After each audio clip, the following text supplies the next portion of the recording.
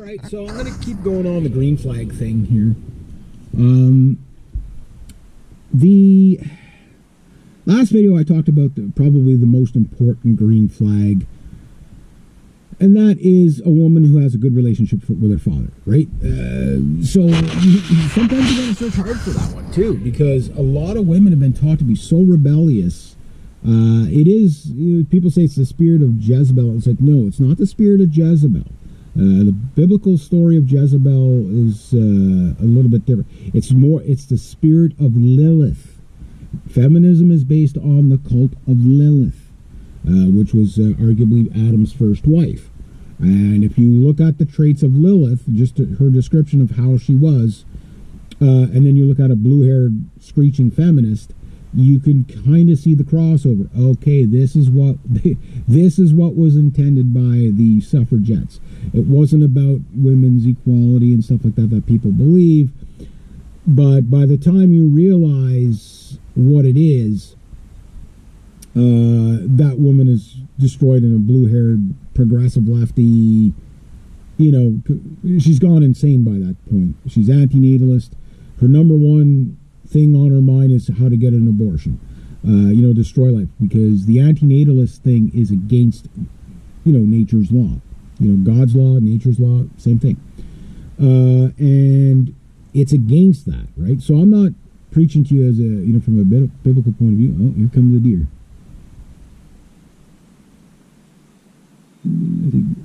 Yeah, there's a doe and the fawn there.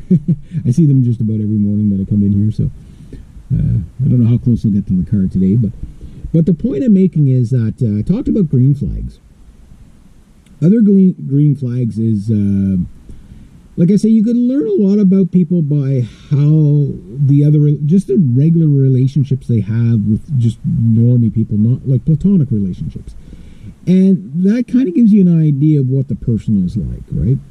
And there's so many easy red flags to spot, but the green flags sometimes are harder to spot because you're in that kind of defensive mode where you don't necessarily give people a chance. So like I say, don't sweat the little things. You'll hear the rating system of, people talk about, oh, well, she's a 5 or a 9 or whatever, and I'm a 3 or 8 or whatever.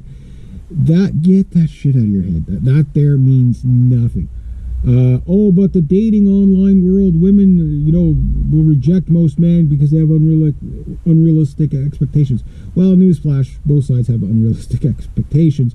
It's just when it comes to the visual thing online, women tend to, half the women they swipe, I don't use Tinder like that, so I understand if you swipe left, it's bad. If they swipe right, they're interested in you or something. Okay, the women are going to swipe left most of the time. Okay, granted.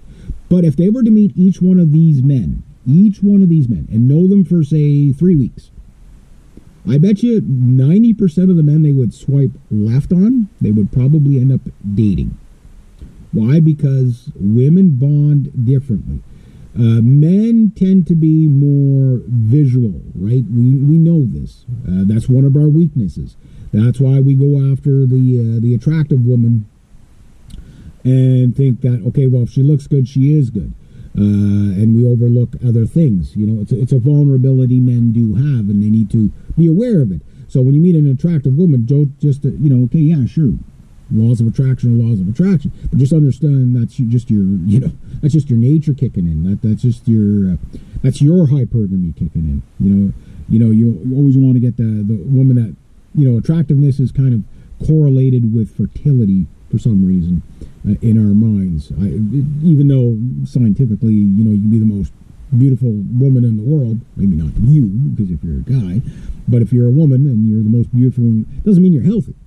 Right? Doesn't mean you're healthy, mentally or physically. So you have to look at it like that too. So green flags, her overall health, obviously, how she treats people around her, particularly the elderly and children. You'll know if a woman has a maternal instinct just by how she interacts with children. If she has that kind of, I'm not having kids, no, not me, no, never, which unfortunately for me, There's a lot of attractive women that I've met over the years that, you know, I'm pretty sure I could have easily dated, but like 2 minutes, 3 minutes after talking to them, I hear that I'm not having kids, no, not me, no, never. And that's like, okay, red flag. Like, because I'm not going to look at a woman and say, okay, well, she says she doesn't want that now, but if I get into a relationship, she'll change her mind. You know, women do the same thing, and they shouldn't. You know, you take the person where they're at that time, and use that as the base model for the relationship. Not, okay, well, we're going to turn it into this. It doesn't work like leopards don't change their spots, right? So, yeah, like how she interacts with the little kids, that'll tell you a lot. And usually women that you know, like are really good with kids in general, usually tend to be a lot more mellow. You know, like they tend to be a lot more less self-centered. Another one is, if you want to look at it as a green flag, is just how much makeup they wear and stuff like that. I'm not saying that's a deal breaker or you know, a thing to go for. But what I'm saying is, because you have to factor in modernity. Women are taught that they can't be attractive unless they got like, you know, 5 pounds of makeup on, right? So that's just modernity creeping in. So that's the little things. But it could be also an indicator of personality. Where, okay, she takes care of herself, she's clean, everything like that. She puts on makeup when you go out for, you know, the Saturday night dinner, and the rest of the time she's just plain Jane. Usually is a good indicator of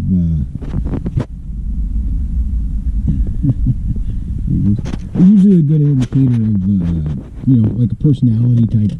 To, you know, I wouldn't, like I say, make or break the deal on it, but it's something to look at. You know what I mean? So looking. Well, there they go. I don't know if you can see them in the bush there. Camera probably doesn't pick them up, but the doe and the fawn there. But you get what I'm getting at. Like, there's, to vet people is like, it takes time, and there's always going to be risk. You know, and this is one of the things that the you know, the red pill, you know, you can never take any risk whatsoever. And again, I do understand the whole Me Too thing and how that, and it pretty much, what happened with the Me Too thing is exactly what I said would happen with the Me Too thing. But anyway, I gotta cut it off here because I gotta get my butt to work on time and stuff. I'm normally on time, but today it's like, ooh, I see the ladder out. But anyway, yeah, there we go.